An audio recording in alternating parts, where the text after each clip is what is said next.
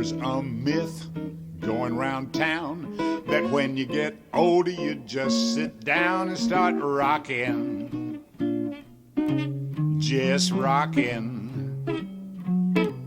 In a way that's true, if you know what I mean. Just take a look at the senior scene. Well, it's rocking. All right, we are going to talk tonight about nutrition for a healthy brain, since this is the Brain Health Academy. And I'm going to make some adjustments here. Are we still good? Okay. So you already know who I am. So I'm going to start out talking about what nutrition actually is, because people have a very different concept of what this is. So nutrition is a science and a process. Nutrition is the science of food, the nutrients in food, and the substances in our food, like phytochemicals, you may hear about those. And we talk about the action of those, the way that they interact in our bodies, and how we want to keep those in balance in relation to health and disease in our bodies. And when we talk about nutrients, we're talking specifically about carbohydrates, fats, proteins, vitamins and minerals, and water. Water is a very important nutrient for us as well. And then I said nutrition is also a process. It's the process by which we ingest or eat our food. We digest through our digestive tract. We absorb the nutrients that we need from our foods. And then we transport those throughout our bodies for all the metabolic processes that we need. We utilize those, and then we excrete what we don't need. And we're talking about nutrition related to brain health because we're living longer. And so as we're living longer, our interest in having a healthy brain is growing. So Parade Magazine did this study, or this poll of their readers in 2006. And they found that 62% of their readers feared losing mental capacity, losing their cognition as they grew older. And only 29% of their readers reported the same concerns about their physical capacity. So we're really concerned about maintaining our mental capacity as we grow older. Dementia in older adults is also a growing health concern. And nutritional science is identifying that the things that we eat are a major determinant of both our physical health and our mental health throughout our lifespans. So one of the reasons why I like to talk about nutrition in the brain and study nutrition in the brain is these growing fields of neuroscience research. We're learning more about nutrigenetics and nutrigenomics. You may have heard those words or heard the words epigenetics. We're learning more about the ways that our environment influences our genes and vice versa. So nutrigenetics is how our genes affect our response to foods. So I'm going to ask you, how many people in the audience just cannot stand the taste of cilantro? So you probably have friends that think you're crazy because they love cilantro. Well, that's a genetic thing. You have a gene that makes cilantro taste kind of soapy and bitter. So it's not your fault. But for the rest of you who do not have that gene, you can't relate to that. You can't experience that. You experience the nice flavor of cilantro. Now, nutrigenomics is how our food actually influences our genes, or the way our genes are expressing in our bodies. So you may have heard that broccoli is a really good vegetable related to cancer prevention and possibly even cancer treatment. And one of the primary reasons that is that there's a compound in broccoli that turns on a gene in our bodies called a tumor suppressor gene. So when we start to have DNA mutations that could turn into a tumor, this compound in broccoli can impact our genes. So our genes code for this protein that can make this tumor suppressor. So that's how broccoli works. And we see that with quite a few different foods, and we're learning more and more about that. And related to nutrigenomics, there's a lot of research right now around this and personalized nutrition, because we're learning that everybody reacts to things differently. So some people who drink caffeine have a very strong response. It keeps them awake at night. They can't have it late in the day. Some people don't have that at all, and that's a genetic thing. Some people have the ability to drink a lot of caffeine, and it improves their cardiovascular health. Other people have the opposite. If they drink a lot of caffeine, it's actually harmful to their cardiovascular health. And so we're learning how to be able to test for these genes now. So people are going to be able to start to learn more about their genetic profile and say, to be the healthiest me, I personally should be eating this and this and this, and I should probably be avoiding these things. And your neighbor or your husband or your children may be needing to eat very differently. So it's pretty fascinating. I think we're going to see a lot with that over the next few years.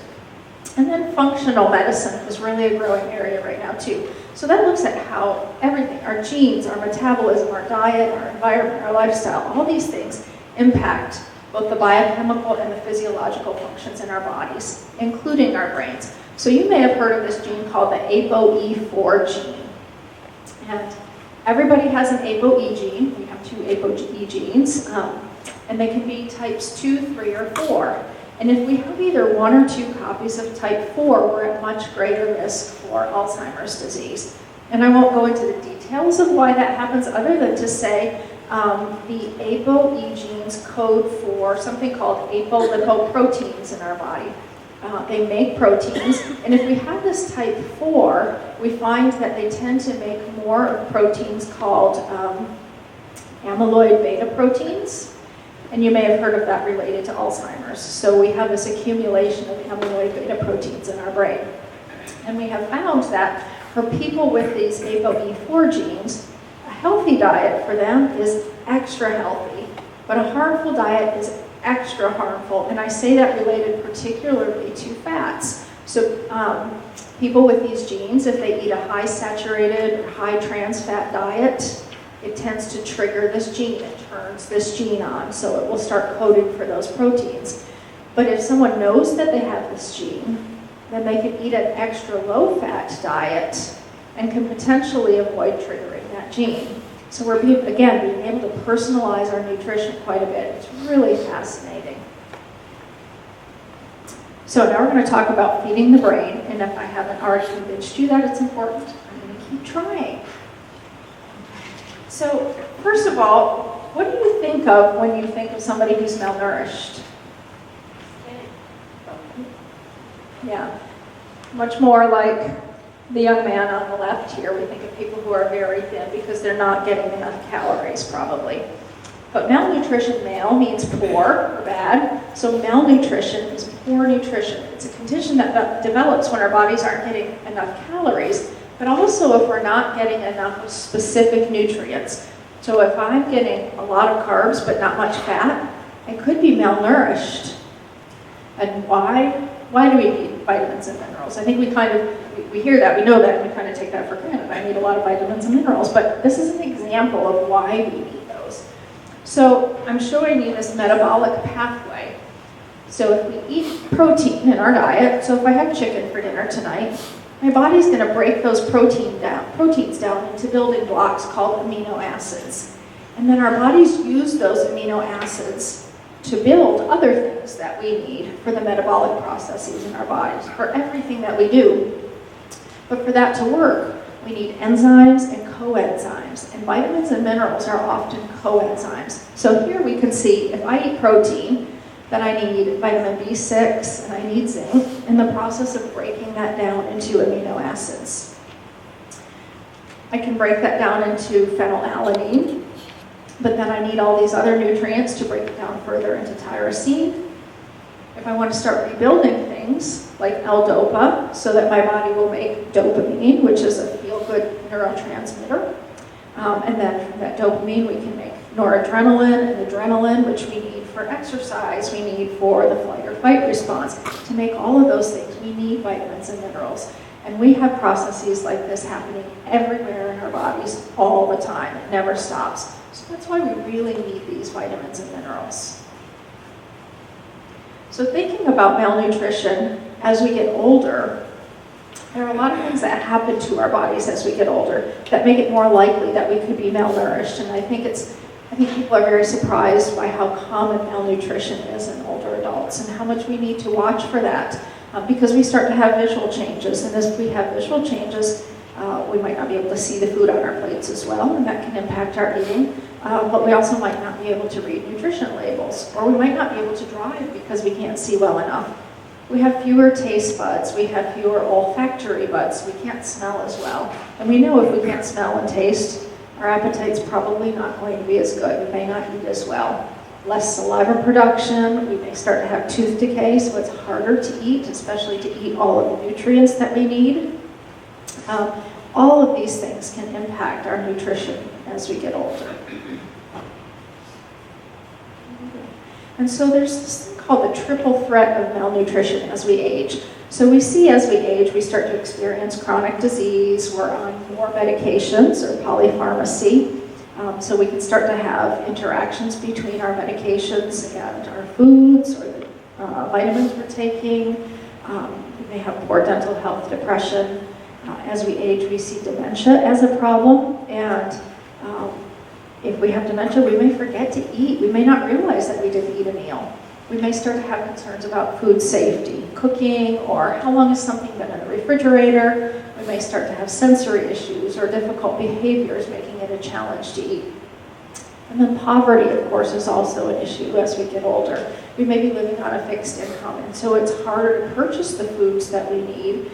We may not have support in cooking. We may not have support related to transportation or any way to get out and get the healthy foods that we need. So we may be food insufficient. So all of these things happen for a lot of people as we age, and it's really challenging to, as a society, to think about how are we going to meet these challenges. And UNC, this little picture here on the right, UNC did a study in their emergency room a few years ago for about 3 months. And they looked at people who were 65 and older, and they did malnutrition screens for them. And they found that over half of the patients that they screened were either malnourished or were at least at high risk for malnutrition. And of those people that were either at risk or already malnourished, 77% of them said that no physician, no practitioner had ever talked to them about nutrition or about their risk. So malnutrition in the brain, if we're malnourished, I said we may not have enough vitamins, we may not have enough minerals, we may not have different nutrients.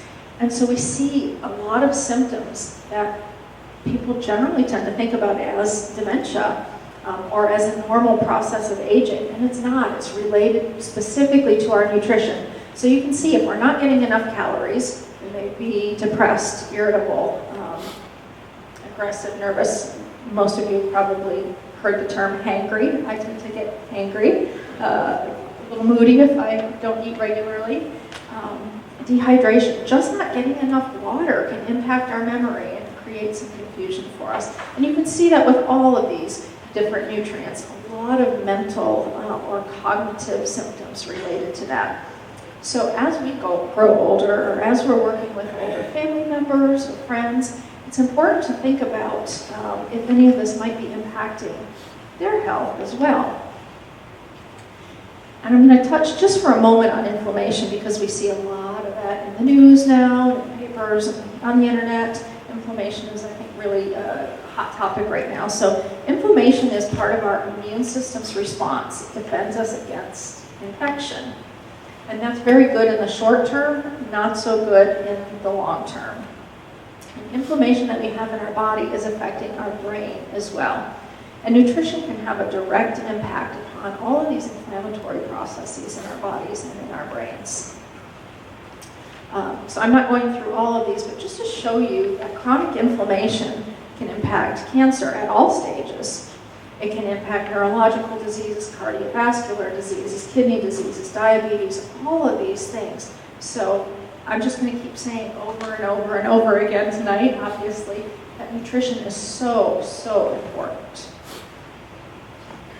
So just a couple of quick tips about anti-inflammatory diets. You probably read about all kinds of fad diets or trend diets related to anti-inflammatory diets. But the key is that you're looking for a diet that's really high in fruits and vegetables, so 4 to 5 servings a day. And I'm going to keep saying lots of plants, lots of plants.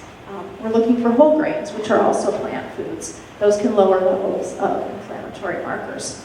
And then research has shown us that weight loss can lower levels of inflammatory markers, but so can just caloric restriction. So just starting to eat fewer calories, even if we don't lose weight, can still decrease those inflammatory markers in our bodies. Now we're going to talk a little bit about the gut-brain. So we have a central nervous system, except our brain and our spinal cord. We have a peripheral nervous system, and we think about all the nerves that go into our limbs, our arms, our legs. But we also have this enteric or intestinal nervous system. And when we're still in embryo, we have this little piece of tissue called the neural crest. And the neural crest splits, and part of that forms our central nervous system. And part of that forms this enteric nervous system. And a little bit later in our development, the two are joined by the vagus nerve. And so we often talk about the enteric nervous system as our second brain. It has a neural capacity, a nervous system like our brain does. It makes neurotransmitters. It actually makes more neurotransmitters than our brain does. It can work on its own, to do its own job at least. It senses when it's supposed to break food down, when to absorb nutrients and expel waste. It can do all of that without any help from our brain. So it truly is a second brain. And then the vagus nerve ends up being the primary conduit of information between the gut and the brain. And those neurotransmitters and inflammatory markers are the messaging system that's going back and forth and kind of telling our gut is telling our brain what's happening in our body and what it needs. So our gut brain uses over 40 neurotransmitters, and it has over 100 million neurons. And more than 90% of the neurons in that vagus nerve are carrying information directly to our brains. So I said we have more neurotransmitters here in our gut than we do in our brain. Neurotransmitters are chemicals. They carry signals from nerve to nerve.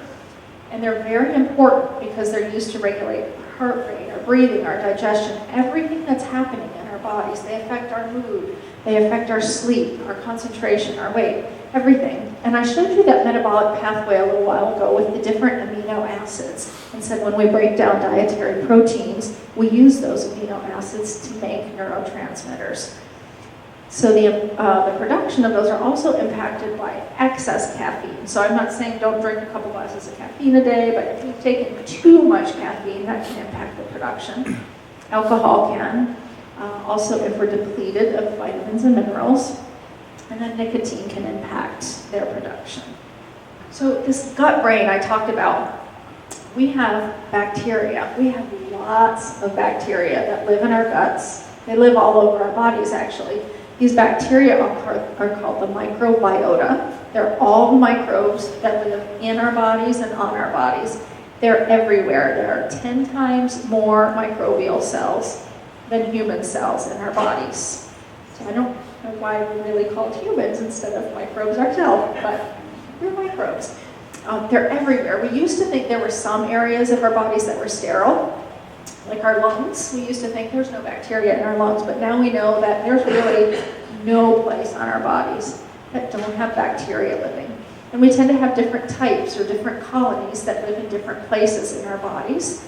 And these bacteria code for over 5 million genes. They code for genes that we need to live every day, that we can't make ourselves, or they make proteins that we can't make ourselves. The microbiome, or the microbiota, it's often called our forgotten organ because it has so many functions that it almost works like an organ on its own. We couldn't live without all these bacteria. So one of the things that the microbiome or the microbiota do for us is they help us extract nutrients from our foods and convert those to useful forms. So when we eat our microbiota, they like to eat fiber. They like to break down fiber that we can't break down from our fruits and our vegetables and our beans. The bacteria in our guts also help us make vitamins K and B. B12, we couldn't make those without the bacteria in our bodies. They regulate inflammation. They help us to detoxify drugs, supplements, medications, things that we take into our bodies. They help defend us against infections. They provide 70% of our immunity. They help to regulate blood vessel formation in our bodies. They impact our behaviors. It's just amazing all that these bacteria do in and for our bodies. They help with our insulin response. They help with vasodilation, widening of our blood vessels. So they help with blood pressure, mediation of inflammation, gene expression, energy production. Again, so much.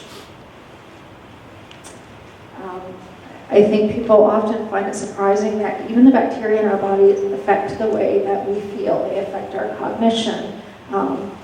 So when they make these short-chain fatty acids, I said that helps with energy production, but it also has been found to help decrease depression and anxiety. So you may have seen my shirt, Good Mood, Good Food. One of the reasons I got into nutrition is that I love to eat.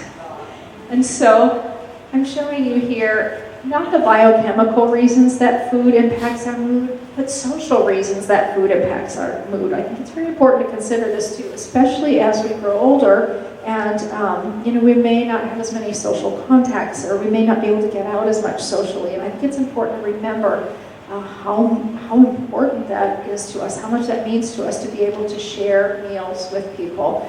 So, we think about stress and anxiety and depression and often think about ways that we can deal with those by working with a therapist, perhaps. And so there's this field of nutritional psychology that's specifically related to the way that we eat and how that's impacting our mood. So it's the science of how nutrients are affecting mood, behavior, and cognition. And it looks at the way that we use food to relieve anxiety, stress, and sadness, like eating those cookies. It looks at negative outcomes that result from unhealthy eating behaviors. And it looks at evidence-based research about how our nutrient intake is impacting our energy, our inflammation, sleep, mood, stress, all the things that we've been talking about. We do know, again, that nutrition can impact depression. So there have been a lot of studies that have found correlations between diets that are nutrient deficient and poor mental health. We know that low-carb diets can increase depression. I don't ever recommend going on a really low-carb diet. Even if you need to alter the kinds of carbs you're eating, nobody feels good on a low-carb diet. We do see a link between high fish consumption. We see omega-3 fatty acids in fish. That seem to be able to lower the incidence of mental illness. And we'll talk a little bit more about that later tonight. We see that supplements and foods that contain amino acids, those building blocks of all these compounds in our bodies that we need, supplements and foods with these can help to reduce the symptoms of depression. And then we see these other nutrients, folate, B12, iron, iodine, all of these. There's also some evidence that they can reduce symptoms. So stress, a state of mental or emotional strain or tension resulting from adverse or demanding circumstances. I'm sure every one of us in this room has had more than their share of stress. We can think about stress as both an emotional response to something that's happening and a physiological response. So we really experience stress in our bodies. Stress is also a function of the nature of the event and our ability to cope with it. So some people may respond very differently to a stressor than someone else. Two people can experience the same event in very different ways, just depending on what their physical and emotional capacity is at that time, or how that event impacts them. And perceived stress, the way that we're perceiving the stressor, is associated with changes in cortisol levels in our bodies. Other physiological changes as well, but we're going to talk about cortisol a little bit more. So remember that word. We know that stress can increase the risk of a lot of illnesses, including cancer, stroke, dementia, heart disease, all of these things. Stress also increases the risk of mental illness. And stress can exacerbate symptoms of almost any illness that we have. Stress impacts the way that we eat. So we know that short-term stressors can actually shut down our appetites because our bodies are more concerned with the fight or flight response, and we're making adrenaline. And as that's happening, it slows down our digestive processes and it slows down our desire to eat. But that's a short-term thing. Long-term stressors actually tend to increase our appetite for most people. So our adrenal glands make this cortisol, this stress hormone that we talked about, and that increases our appetite. And that can be long-term, lead to weight gain. And those high cortisol levels are part of what gives us those cravings for high-fat and high-sugar foods when we're stressed. And those foods, unfortunately, then inhibit parts of our brain that process the stress and related emotions. So it kind of becomes this vicious circle. So that can be a real challenge related to nutrition when we have longer-term stresses. So there are individual differences in how much cortisol people produce. Some people produce more than others related to stress, and some people respond differently to it. So if you're a stress eater, you probably have a higher response to cortisol. I am a stress eater, definitely. But we found that meditation, exercise, social support are really good alternatives to stress eating because they can actually help to lower our cortisol levels. One study showed that when our minds are tuned out during mealtime, our digestive process is typically 30 to 40% less effective than when we're just paying attention to our food. That's huge to me. That really is big because when we're not digesting properly, of course we may feel gas, we may have bloating, may not be comfortable, but we're also not absorbing the nutrients that we need from our food. So we can be eating all that we need, but not getting the nutrients that we need out of it just because we're not paying attention, we're not mindfully focusing on what we're doing. And so we're hurting our digestive process. That kind of just blew my mind when I saw those numbers. We also know that we talked about stress and how stress can contribute to our eating behaviors through cortisol, but can directly impact obesity. So we know that obesity can then impact inflammation, and we know it also can affect increased abdominal adiposity. So just being stressed and not paying attention to our food because we're running around and doing other things, we can be gaining more weight, gaining more fat through our abdomen from the meals we're eating than we would if we just sat down and relaxed and paid attention to our food.